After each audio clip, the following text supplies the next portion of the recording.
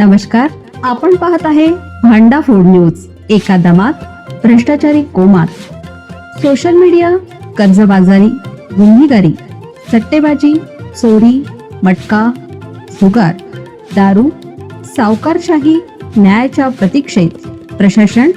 भांडा food news, एका दमात भ्रष्टाचारी कोमात। कौटुंबिक वादाच्या अँगलने खवड्या डोंगर प्रकरणाला नाट्यमय वळण। ती तिसरी व्यक्ती कोण? आईच्या व्हिडिओने खळबळ।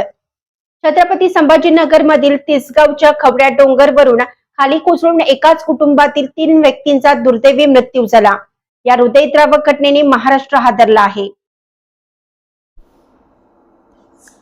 आत्महत्या करण्याच्या प्रयत्नात असलेल्या मुलाला वाचवण्यासाठी गेलेल्या वडिलांचा तोल गेला आणि दोघे डोंगरावरून खाली कोसळले।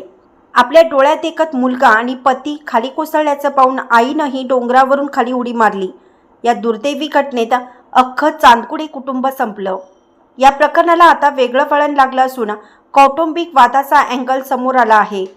पोलीस उपायुक्त रत्नाकर नवले यांची प्रतिक्रिया। ज्यावेळी ही दुर्दैवी घटना घडली त्यावेळी आयफोन खरेदीत तसेच त्याचे हप्ते यावरून 19 वर्षीय कुणाल चांदुगडे यांनी आत्महत्येसारखं टोकाचं पाऊल उचलल्याचं समोर आलं।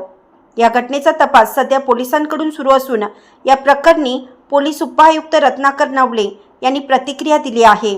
ते म्हणाले, या तरुणाने हे टोकाचं पाऊल उचलण्यामागे फक्त आयफोन हेच कारण होतं की आणखीन काही कारण होतं हे आपण आता सांगू शकत नाही।